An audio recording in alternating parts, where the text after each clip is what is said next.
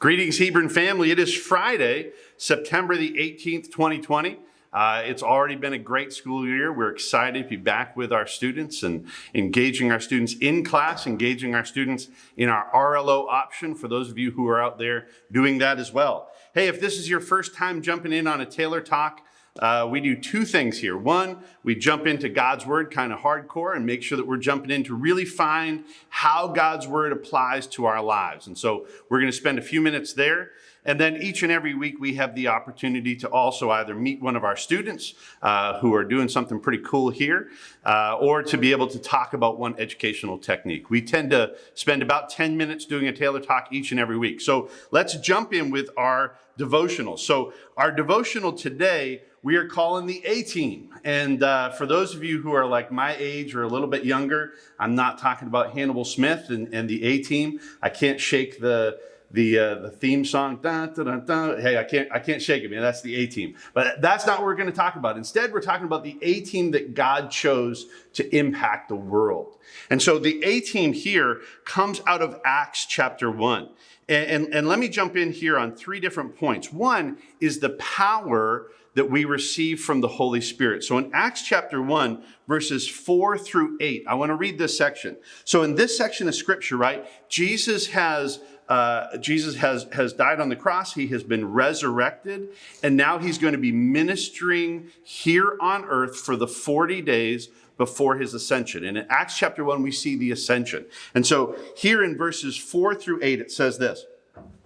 And while staying with them, he ordered them not to depart from Jerusalem, but to wait for the promise of the Father, which he said, "You heard from me, for John baptized with water, but you will be baptized with the Holy Spirit not many days from now." Verse 6. So when they had come together, they asked him, "Lord, will you at this time restore the kingdom to Israel?" Now, listen, I love that question because here these dudes have been with Jesus. They've watched him raise dead people. They've watched him heal the sick. They've watched him do all of these insane things. And what I love is here's the disciples standing with him, and they're still missing why Jesus is there. So Lord, now we're going to take over politically. Now we're going to be in charge of Israel. And listen, that's not what Jesus came for, right? His was an eternal kingdom, not a political kingdom. But hey, I love the fact that the disciples still missed it.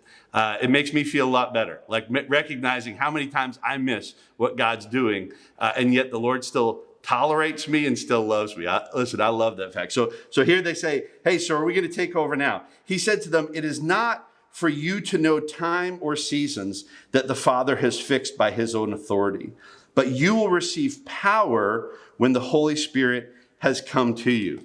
So this is the cool thing, right? So as we look at the power of the Holy Spirit, we recognize that Jesus is here on earth for 40 days.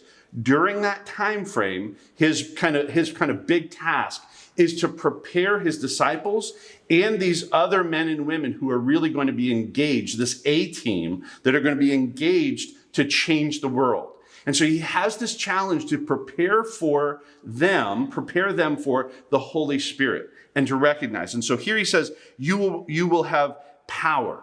And this is kind of the cool thing, right? Is that for any and every single one of us, if we know Jesus Christ as our personal Savior, then here's the cool thing.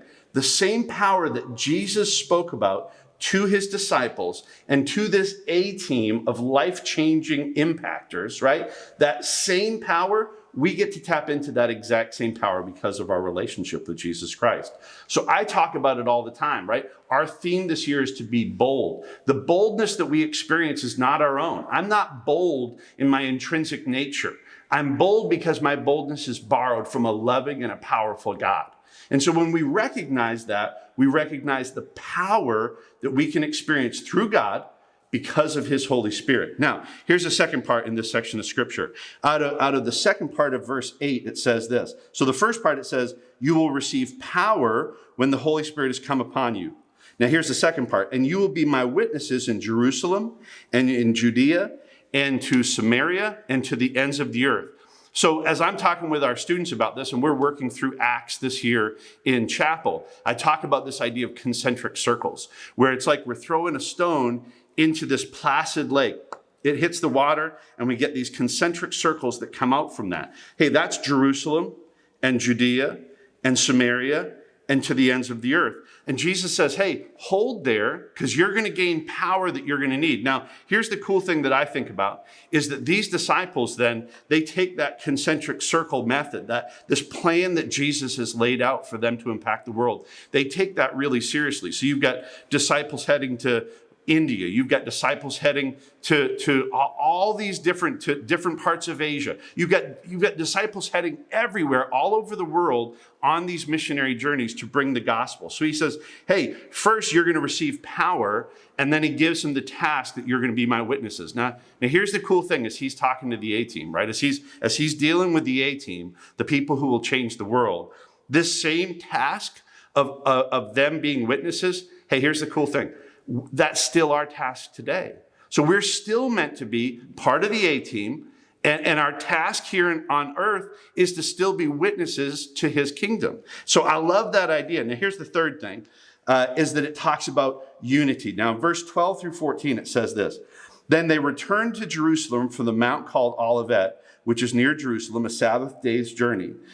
And when they had entered, they went up to the upper room where they were staying, Peter and John and James and Andrew, Philip and Thomas, Bartholomew, Matthew, James the son of Alphaeus, and Simon the Zealot, and Judas the son of James.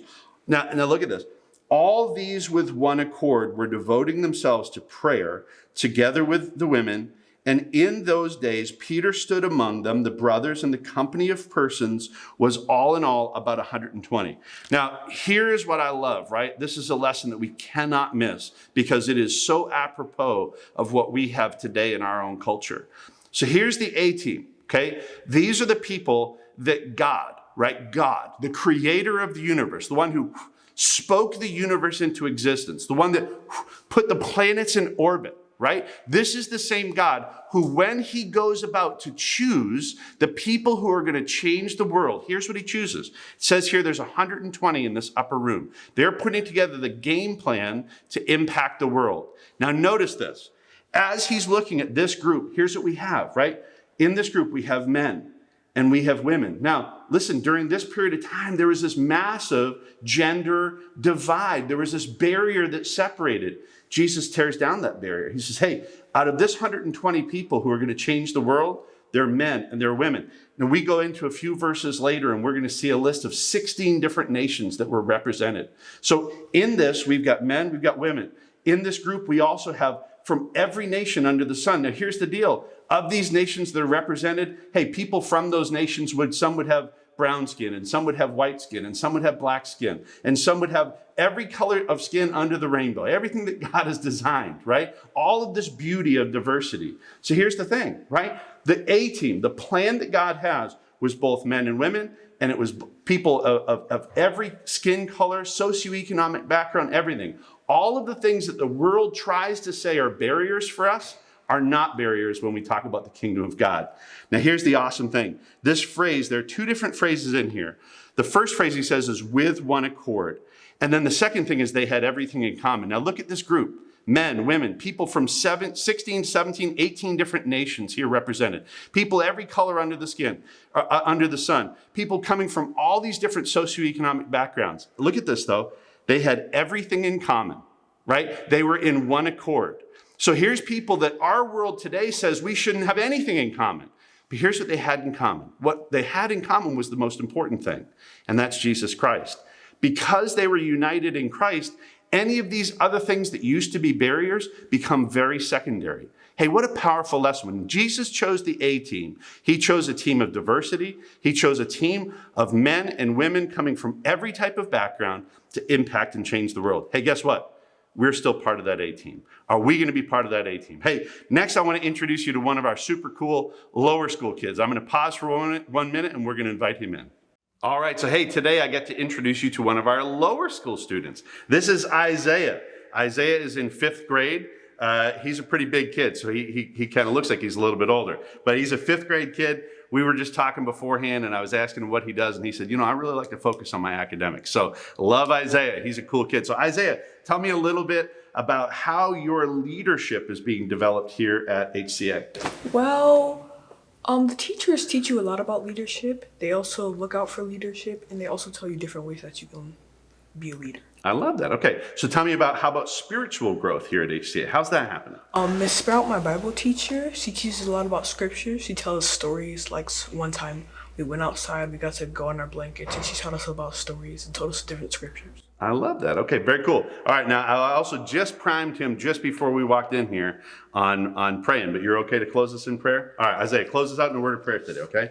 Heavenly Father, thank you for this wonderful day. Thank you for everyone at Hebron Christian Academy. And please, God, bless all the teachers and bless the head of school, Dr. Taylor. And I thank you for this wonderful day. In Jesus' name we pray. Amen.